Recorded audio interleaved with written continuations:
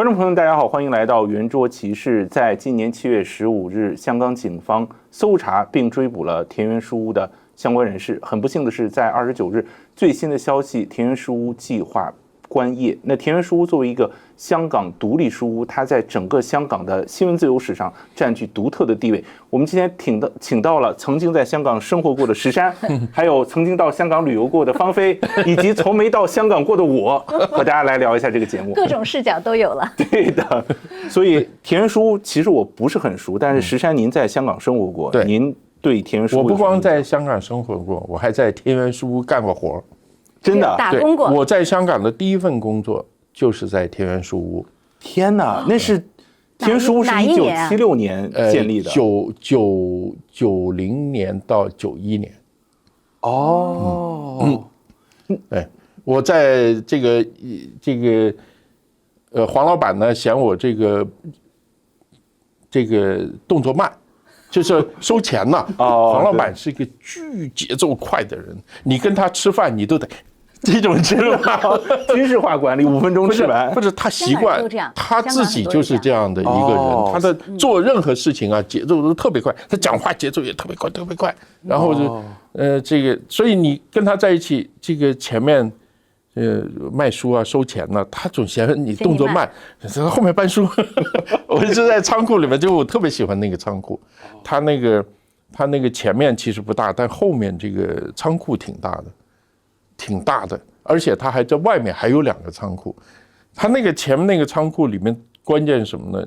你搬书不是总有事儿干是吧？所以大量时间坐里面看书啊，我从来没见过这么多书。我从大陆出来到香港。我说有这么多书，各种禁书，所有的书，就你看不到的反革命的书全都有，对不对？还有我记得特别印象深刻，但是我没看，中央文件汇编，1年汇编这么大一本，那个是藏在角落，已经没有人买。你看，像是一般人谁看那个是吧？是。就是做研究的学者可能对，我突然想到一个新闻，大概是1年前还是2年前，我忘了香港中文大学还是香港大学，就它有专门研究中国以前政策的那种书，它储存了很多这种历史的文档，对，就是比如文革大跃进时期的这些文档。然后，但是因为我们知道现在中共对香港的这些渗透，就有一些肯定已经弄掉了，对，就是现在只能到台湾或者是对。所以它其实是一个非常重要的一个历史文献，没错，就是这些人就是我们去研究这个东西，就是1是1，2是2，丁是丁，某是某，我们没有太多的但是这些在目前的香港都已经无法生存下去了。田园书屋就是这样一个例子嘛。对，田园书屋是独立这个书屋，它后面也没有一个大的出版社，也没有财团，所以它在2楼，在西洋菜街的2楼，西洋菜街再往后就是非常著名那个女人街啊。就是那个旺角那个女人街，所以那个地方各种各样的对，所以那个地方是特别旺的一个地方。下面的这个地面的铺头是根本租不起的，就是2楼便宜一些，2楼便宜很多。还有一点呢，它之所以在那能维持下去，是因为2楼的那个业主啊本身是个文化人，也移民了，所以他根本就也不涨租，就是所以黄老板才能够在那个地方维持那么长时间。对啊，是这样。香港的独立书屋是不是很多？那个时候不算多，我记得那个时候大概我印象中，经常送书啊，送给他们，大概有10多家的样子。但是后来是越来越多，原因很简单，原因是因为中联办控制的出版社。从50%、60%、80%，这就接近90%了。你知道，商务、中华、什么天地这些全部都是他们控制，那就不是独立书屋了。当然，它是大集团，这都是很大的这个出版商。对，因为我看的很多古文的一些书，我比较喜欢古文的一些书，包括历史方面的书，都是你像商务、中华出版的比较多。这都是跟大公报是同一个集团的。都是中共控制，所以很多书你就没有了，没有这种独立书就特别多，慢慢就出来了。对，我觉得大陆人对香港的这个印象最深的就是书的方面，就是什么那时候不是什么开放啦，什么还有什么，反正有2、3个。我印象中我爸经常不知道是谁给他的，他就弄来，因为他也是算是体制内的嘛，就是也是那个什么，然后但是呢80年代征明开放，对，还有最早的70年代李怡做的，后来改成90年代，因为时间不停的改成90年代。然后还有就很多这种杂志啊，这一类的很多。所以到香港就是感觉一个是去看禁书，这是当时去大陆去香港的人很大的一个目的，然后就把它带回来，好像那时候还允许带。对，那时候在深圳还可以卖，深圳街头还有卖的。然后这个很多都是这些大陆的朋友出来以后，所以大公报很厉害，大公报培养了很多人。但它不是官方的，就是官方背景的。是，但是早期没控制这么严的时候，那个时候你像金庸大公报出来的，对，梁羽生大公报出来的，那个征明杂志的这个叫温辉老板也是大公报出来的，一方都是大公报出来的。我采访的嘉宾陶杰，他父亲好像也是大公报的那个，就比较资深的那时候。然后你看，我们关系比较好的那个像程翔，文汇报出来的。培养了一批文汇报不是上海的，不是香港的？对，香港文汇报是以前很有名的，但是呢，它香港有香港的文汇报，是上海有上海的文汇报。因为我印象很深，因为我高中我后来读书是在上海读的，然后这个文汇报是这个相当于是就是每天都有，学校都会发的，然后每个班级都有，所以我那个时候就是看文汇报看的比较多，然后因为每天中午休息嘛，我那时候喜欢看书看报，所以就是文汇报，所以我对文汇报印象。文汇报我看的也比较多，因为我在上海读中学，小学和中学各读过1年，所以那时候我这个对上海的那些报纸我也看过一些，但是我觉得现在独立书屋真的就是说。它其实2个问题，一个是就是在这种环境中政治问题，像中共的这种高压环境中，它不太能生存；还有一个真的就是商业问题，没错，商业模式完全变了，非常难，非常难。在互联网时代，你像去 Z Library， 你什么书随便下，想找什么都，中文的、英文的，哪个译本的。我这2天我找《奥德赛》，不是有那个电影吗？我想看它原著是什么样的，然后你去搜。这到处都是，都不需要实体书了。对，所以独立书屋生存确实越来越难。没错。但是这次香港警方去针对这个田园书屋，主要是政治原因，对吧？他针对了2个书屋，一个叫留下书社嘛，一个是田园书屋，先是进去抄完了以后就说他们这里面的书有政治问题。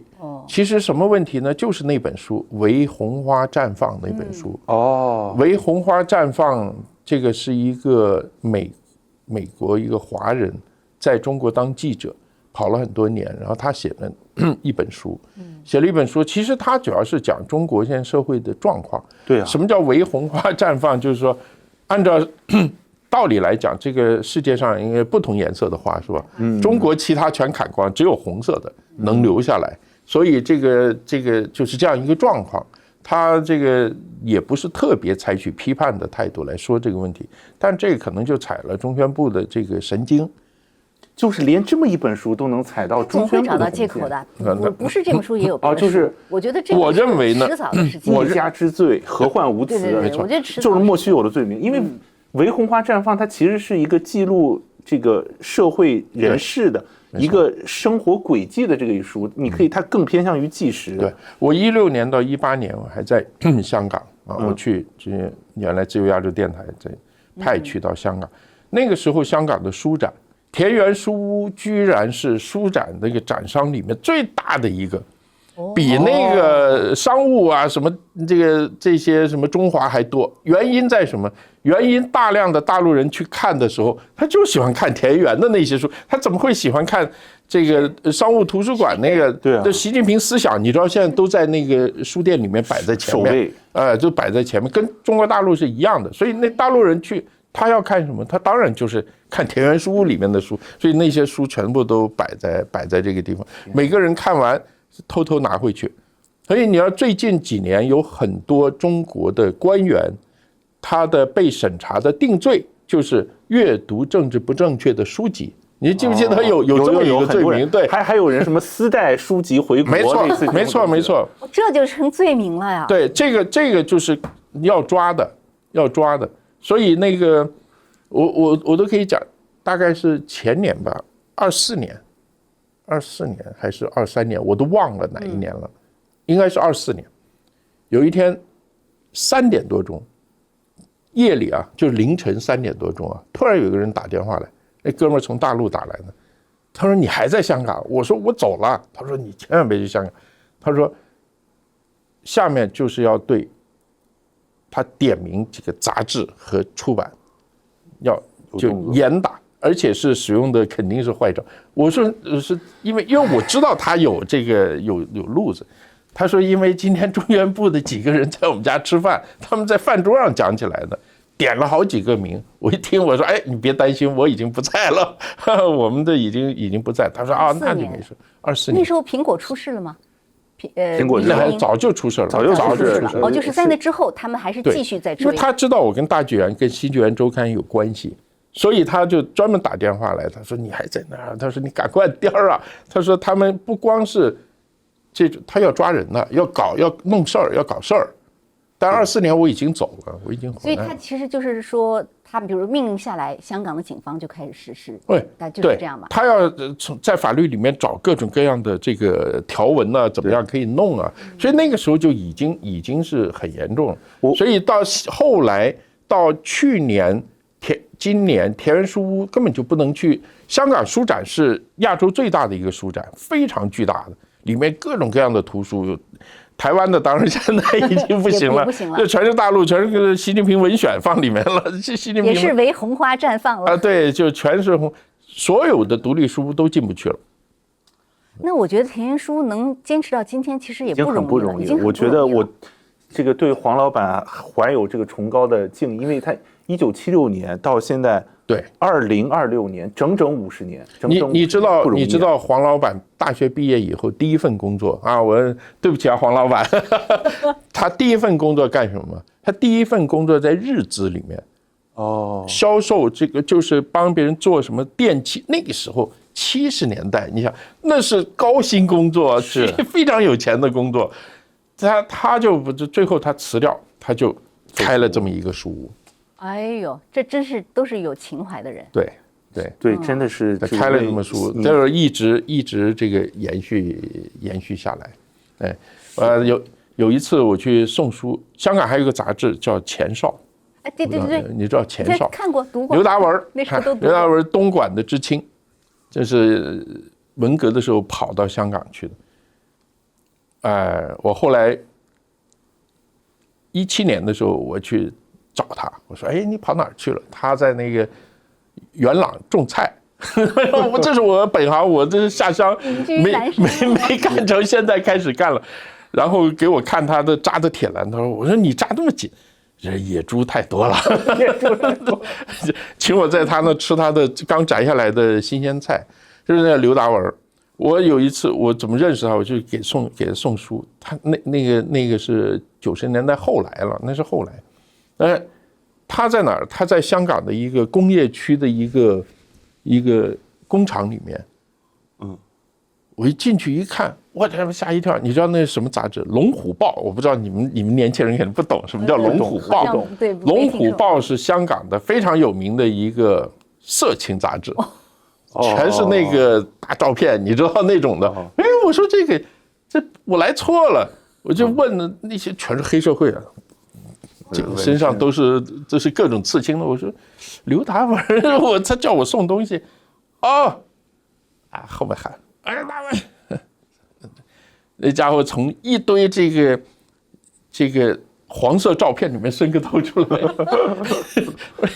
我说你怎么就在这？他说去。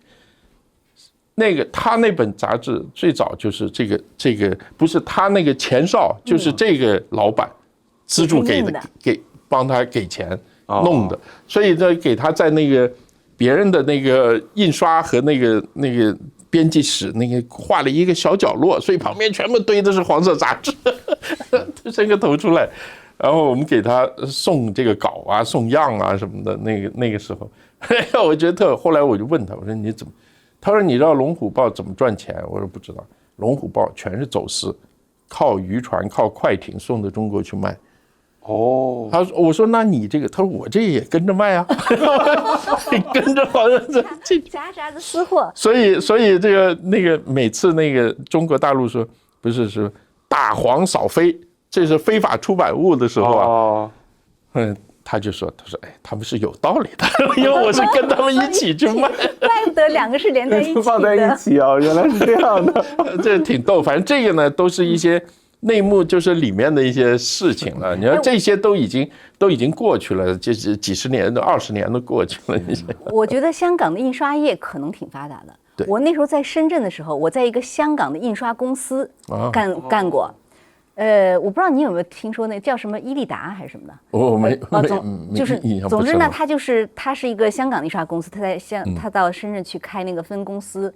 哎呀，特别巨大的印刷机啊，反正就是一片轰鸣啊！你进厂房，然后我还在那厂里还干活然后他那个印刷印的那些东西都还挺精良的啊，那还真的是那个不是啥黄或者非，都是什么英文的很多英文杂志啊那些东西，我觉得挺有意思。就是香港其实是一个非常的色彩丰富的这么一个，没错。我刚刚听了2位，我觉得就香港有一点中国的美国的那个感觉，就是各地的人，你看有什么广东人、什么内蒙人，不像金庸啊，他们都是从中国移民社会跑到香港去，然后形成了现在这种香港的这种文化，又有海纳百川，又有自己的东西，然后整个这个大中华地区最优秀的人在那里50年来不断的发展，然后结果现在栽在了共产党手里。对，不是，你看我去台湾哈，我有什么感受哈？台湾人他就是很不一样的，就是说他兼具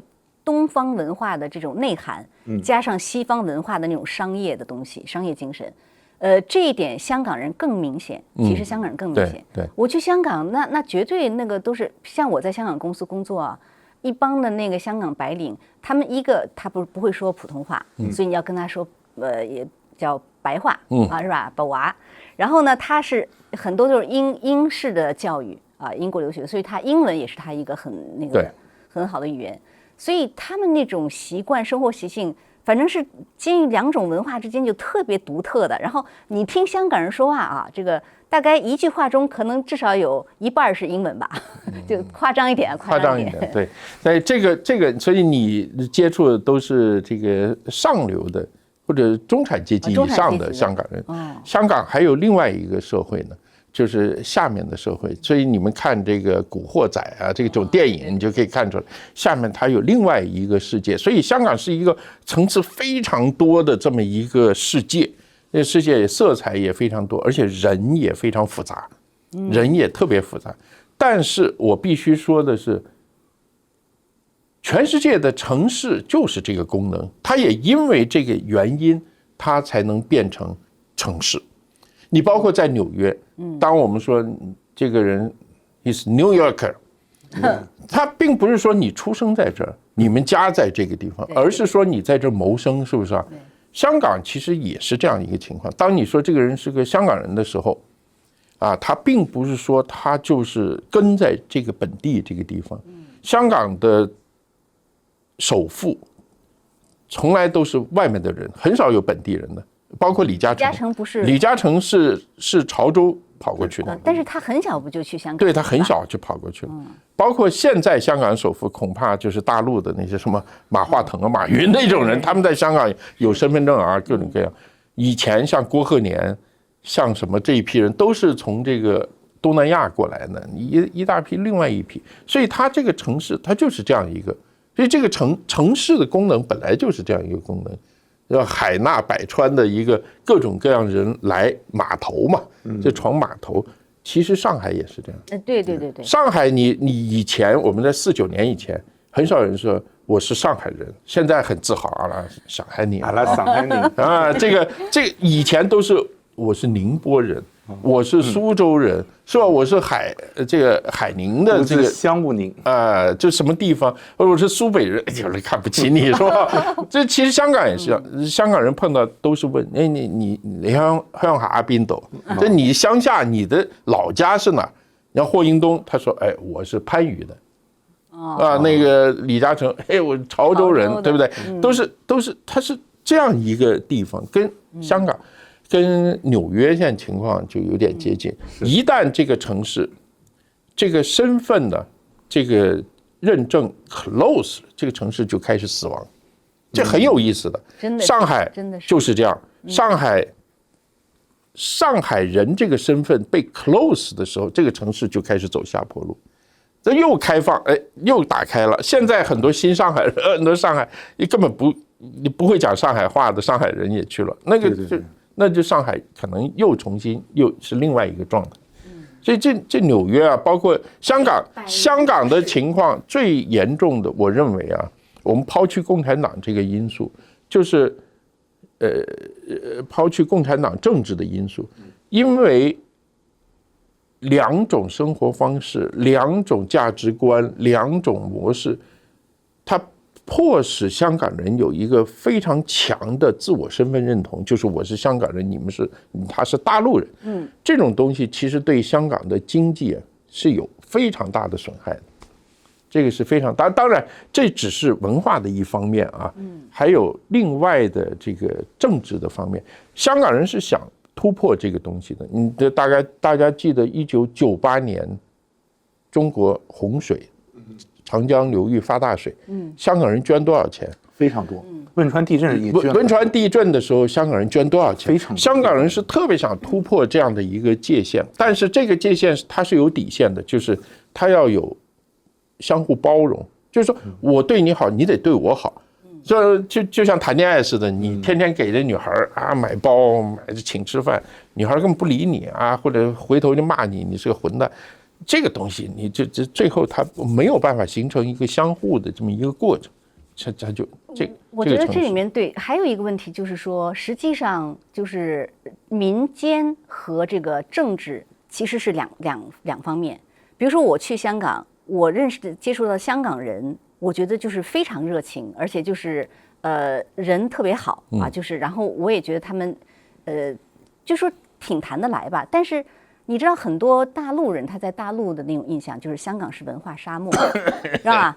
就是因为它不同，你知道它有很多不同的东西，但是当你在一个单一的认知体系里面的时候，你只会用一个标准去衡量所有的东西。所以呢，大陆的民众当他没有接触过香港的时候，他是有这种就是你可以说党文化洗脑的这种刻板印象，但他一旦接触了之后，他就不一样。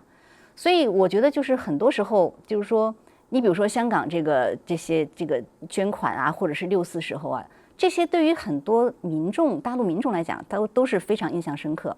但是你没有办法转换成政治上的包容，因为你本来你这个党就是不一样的嘛。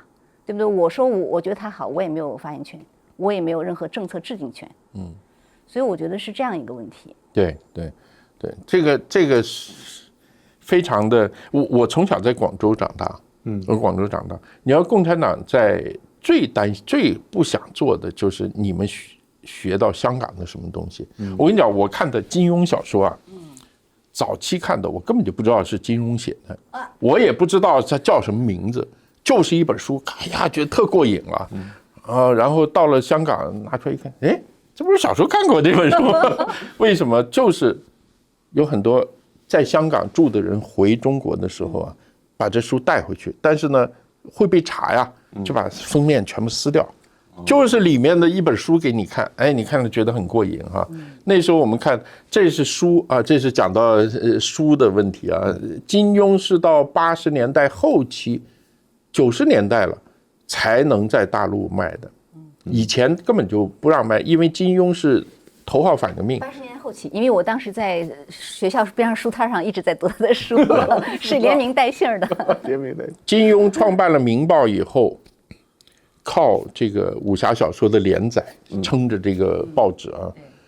到了文革的时候，因为6、7年香港有一个左派的暴动，其实就是文革的那个啊。当然这个情况很复杂了，就是有个暴动，但左派呢就因为像红卫兵似的，就开始放炸弹啊什么的，就是烧车啊，最后就金庸就报纸上写社论就骂他们，他说你们这个就把中国文化破坏了啊，就他对文革是全面否定，所以。当时左派说要干掉4个人，他是其中之一，还有一个叫陈斌的，就是电台的主持，就是被别人把车拦下来，一桶汽油倒进去，一点火烧死了。真被烧死了。对啊，他和他弟弟2个人，这是左派。但是现在左派把香港的历史正在修改，就是说这个整个这个暴动啊，是这个反英抗暴，是劳动人民对殖民主义的斗争啊。这个现在全部正在改，颠倒黑白。对，一定是。所以金庸那个时候呢，很长一段时间，他出席任何活动，后面都有警察，4个警察跟着，就是怕保护他。所以这是他的书也被禁了很长时间。所以你知道香港这个，你刚刚说到那个文化沙漠，我以前也觉得，因为共产党讲他都是文化沙漠嘛。最后我的这个文化洪水是在田园书屋里面接受的。哇，这么多书，爬上爬下，到处看，什么书都看，是乱看一气。而且我觉得，就是你从田园书屋这个看，你可以一看到香港真的一步一步的就跟大陆开始一模一样。对，在你知道那个就是大陆不是也有一些独立书屋吗？对，那都是在此之前就没有了。我那时候去 DC 采访那个季风书屋的那个主人叫于淼，他呢就是在大陆的最后一个书屋被关闭之后，后来就是他就是移民到海外啊，还好他还能出来，然后拿他这个钱去开了一家这个 DC 的这个季风书屋。那时候季风书屋在上海的时候，好像鼎盛的时候有很多家那个独立书屋，然后做得非常好，那很多人去看，然后甚至这个什么各种商业合作也都很多。但是后来就是政府开始打压，对，书展上就开始跟你找麻烦，然后一家一家的说，哎，你这个违规，那个违规，然后一家一家的关，到最后关到最后一家，然后他最后一家最后一天晚上办了一个沙龙，然后他当时很激动，他就站在桌子上说了一番演讲啊，当时有在场的人很多就把它录下来。然后就是相当于就是为这个书店点一支烛光啊什么的，就是这样的。说季风书屋，其实因为我在上海生活过，我印象还是很深。特别陕西南路，它很多是在地铁站下面，然后人流很多。然后我很喜欢，是因为那个有空调，然后夏天上海又热，然后它那个。你那时候是学生是吧？啊，学生。你们宿舍里没空调的？没空调，哪有空调？上海你也知道，上海，我记得有一年暑假我在大学里面学德语课，然后都走，哦哟，那38度，一天要洗5、6个澡，就是难以忍受的那种。就是夏天确实很热，但是那个季风书屋，它本身那个店面其实挺大的，然后那个内部装修也挺好，人流因为在地铁站人流也很大，然后我有的时候会去蹭书，然后我那时候我喜欢看书，但是有的时候买不起。也不用买，反正读完就读完了呗。对，我会去蹭一些书，我会去对，所以对我而言，这个季风书屋是我成长中一个非常有这个个人记忆的一个地方，所以看到他后来这样的遭遇也是非常心寒。就刚才我们讨论这么多，包括香港，包括上海，其实真的是心力交瘁，或者真的很担心。这个时候呢，就可以考虑吃一点黑参。对，特别是这个石山啊，你说了那么多，赶快补充一下。我必须得，我必须得，这个有切开的是吧？已经切开的黑参，切开这个我全吃下去，我估计我成超人了，成仙了，成仙了。就是大力水手吃菠菜，我们吃黑参啊。对，来，我们一人尝一块啊，跟大家介绍一下。哎呦天哪！这个黑参是什么？是这个玄宝黑参。这个味道其实非常重，因为我隔着这么远，都闻到很重的参味。然后它是这个韩国6年生的这个高丽参，然后来一个小小的就行。对，这是已经切好的，对，像吃蜜饯一样，挺好的。它里面有一股蜂蜜，因为用蜂蜜有酿制过，对，所以。玄宝黑参它其实有不同产品，我们看到这有口服液，然后有就完整的黑参，然后我们这个其实是切了2根黑参在这里，但其实一般来说你一天吃半根黑参就没有半根，据说是1寸，1寸是吗？就是说你这个打开你就知道，它这个是一整只哈，是，大概这么这么多1寸左右就够了，1寸就够了，一天就够了啊。像你这一盘，所以我说吃下去，我这干升天了，干升天了，是，对，那绝对是的，是吃起来就很方便，挺好的。你知道那个我父亲呢，以前在家里面，因为他去东北啊，做事。那个别人就送他东西，就以前不敢送钱呐，以前的贪污都是小东西，就是贪污贿赂这种，送他人参，后来他收了一堆人参，他还不是收的，是他上火车的时候，别人趁他不注意塞在他包里的，他就拿回来了，他说这怎么办？我们是不是泡茶喝那时候后来他就别人说你这样，你搞一瓶酒，他就拿了一个大酒瓶子，很大一个大酒瓶子，把参都塞进去。然后就倒那个广东米酒，然后就拿一个东西蜡把它封起来，绑着就放那儿泡。我们家人都不喝酒，泡了大概10几年，10几年，那个酒啊已经是褐色的，就是那种颜色。也没人喝。然后有一年呢，我记得1978年，有一个哥们儿，不是哥们儿，就是我爹他们的哥们儿啊，不是我的哥们儿，不能乱了。但是我叫他是叫白白的，是平反了，就是文革之后啊，平反他就回来了，特别高兴，到我们家吃饭，吃饭的时候就没酒了我爹说这有酒你敢喝吗？喝，就真的是这个大杯哥们就喝，他说今天我平反，他反革命啊，哎呦。10多年，他也算是抗战后期当的这个军队里面的，开心了，就拿这个，咵3杯喝下去，后来喝醉了躺了，第2天早上起来脸肿得像猪头一样，我一点不夸张，肿巨大。后来人说那个酒太厉害了，你敢喝这么多，都只能喝1小杯。真的，那给我印象特别深，这挺危险的，我觉得。给我印象特别深，所以他这个。据说是没有问题，这个比较容易吸收。它那个新鲜人参，据说它里面那个分子很大，就比较难吸收，而且容易上火，比较燥。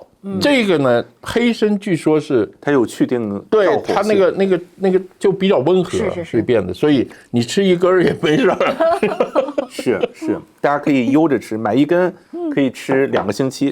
对，1-2个星期。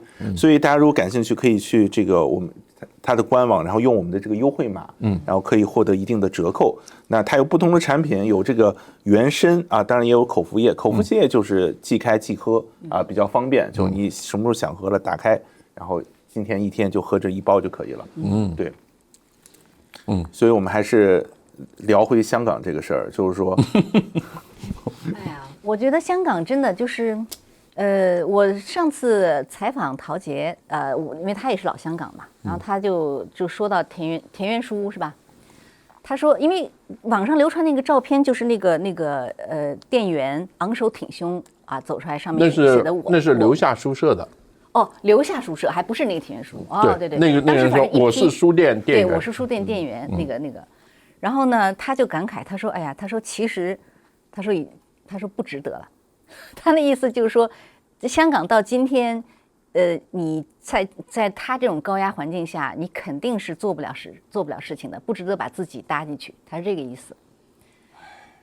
所以呢，我觉得就对于香港来讲的话呢，很多精英现在也是流落在外，但是有没有一天可以反攻香港？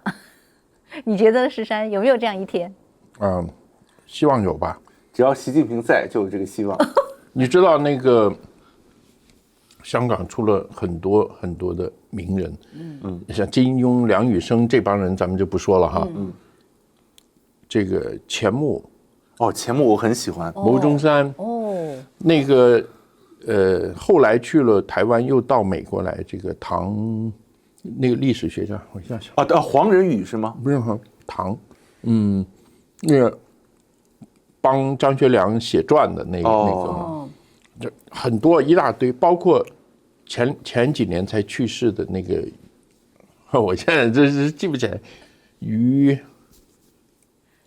光对，那个什么，我知道。我知道那个美国历史那个和钱穆齐名的，就是3个字的，我突然一下卡壳了。我也是卡住了。他就是说我在哪就是我的家。对，就是他，就是可以说是这个中国近代4大这个历史学家。对，他在美国在普林斯顿嘛。对，他那些人都是从香港走出来的，都不是香港人。余英时余英时，对，余英时，对，就卡在这个。我差点说余光中。我余光中，对，余英时，对。然后他们这批人都是在香港路过读那个东亚书院，东亚书院最后这个变成现在是香港中文大学，就是钱穆办的嘛，对。但是他们这批人，你说香港这批人全部留下来，你就看香港人写的散文呢，或者写的文章，它有古味儿。有一种古代的一个味道哈，包括香港的一些歌词啊，就写的填词。对，是你看那个香港的流行歌，包括这个 Beyond 的一些，确实，对。那个我们小时候，共产党特别怕我们沾染了香港的东西，因为我们那时候偷看香港的书，偷听香港的电台，还没有电视啊，看他们偷听他们的电台，看书。我的很多书。都是在广州偷看香港的书，最早，包括什么格林童话，还是中英对照的这个以后你要讲书的故事，我跟你讲，那绝对精彩，本人的这个反叛的故事，看书的这个故事，然后学校就说什么叫香风臭气。香港的风其实是臭气，完全香风臭气，就是每年都要批判，每年这个中学生都批得很厉害。那学生怎么看呢？学生不知道大部分学生根本不知道香港，只知道香港是一个万恶的资本主义社会啊。那时候你在广东是吗？我在广州啊。广东，因为在学校都是这样。那个是这样，就是因为我上大学的时候是80年代嘛，80年代真的就算是中国这个大陆最开放的一段时间，到90年代后来又关了。80年代那个我们什么香港书啊、大陆书啊、台湾书啊都非常多，随便看。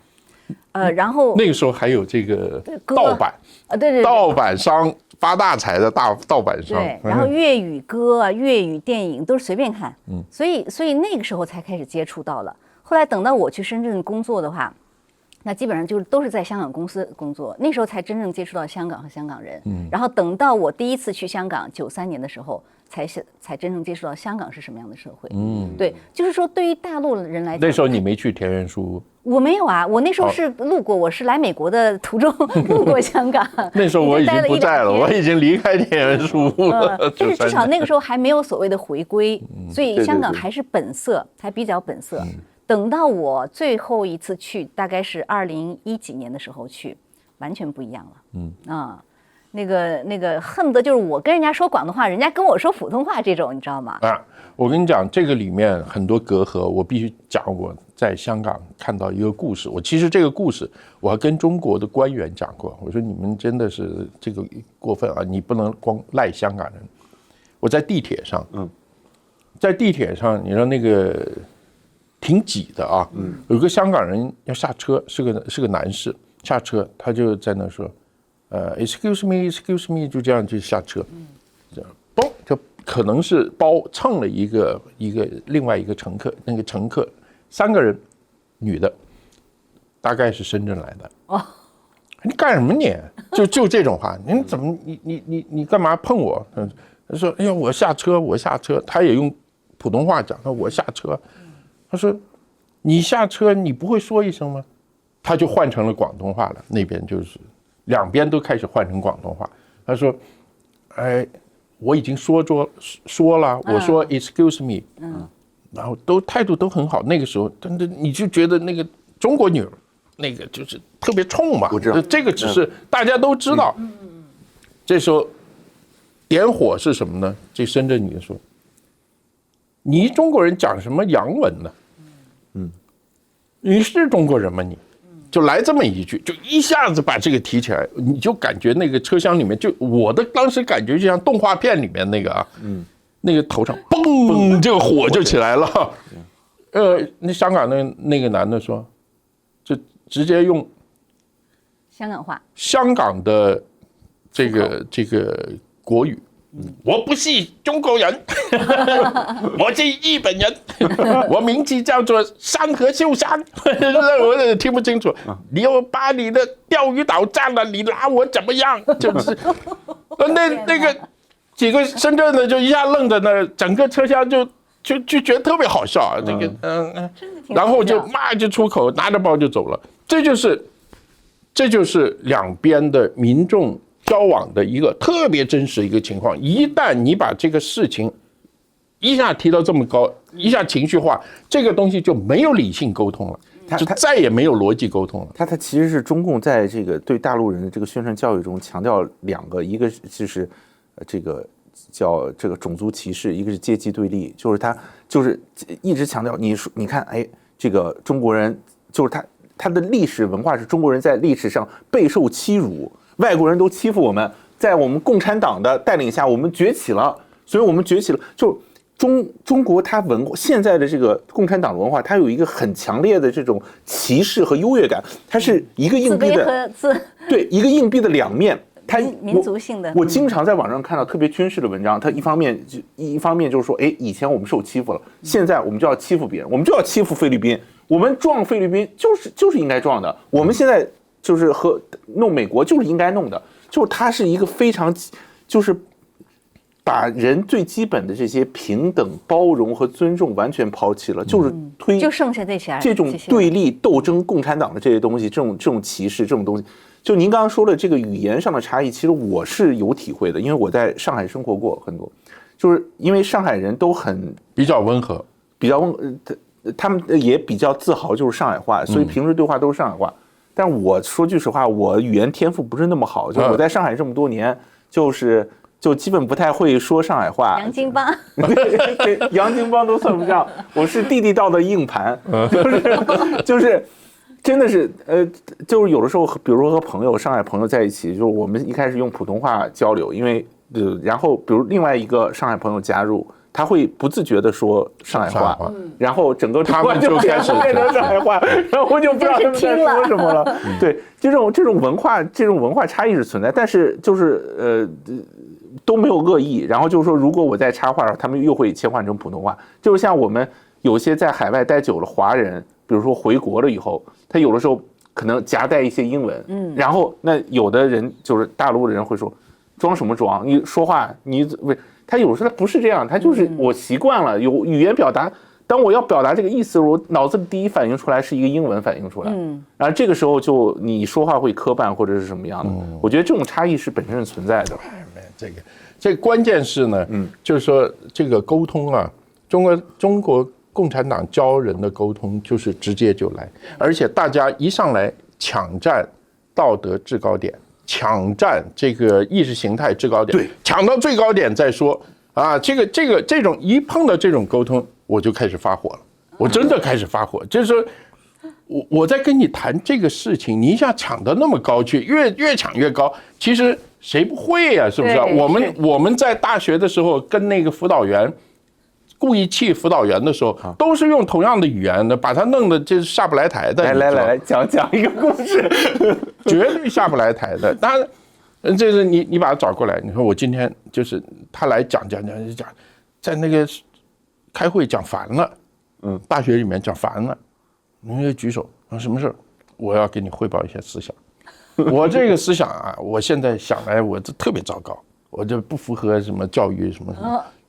他很得意啊，那你讲啊，我今天啊在路边就捡到了1分钱，你说我是交呢还是不交呢？就是用这种说，我要是交的话，啊，我这1分钱我可以买1根萝卜。我要不交的话，就这样啊，所有同学都哄堂大笑，反正就用这种啊，就讲你说，如果到你那儿，你是交还是不交呢？反正就这样，就是说你应该怎么教育我们呢？反正就是用这种特别高的标准去胡说八道啊，他就下不来台，因为所有学生同学都知道你在跟他搞笑，就是不想让他讲话了，就阻止他讲话。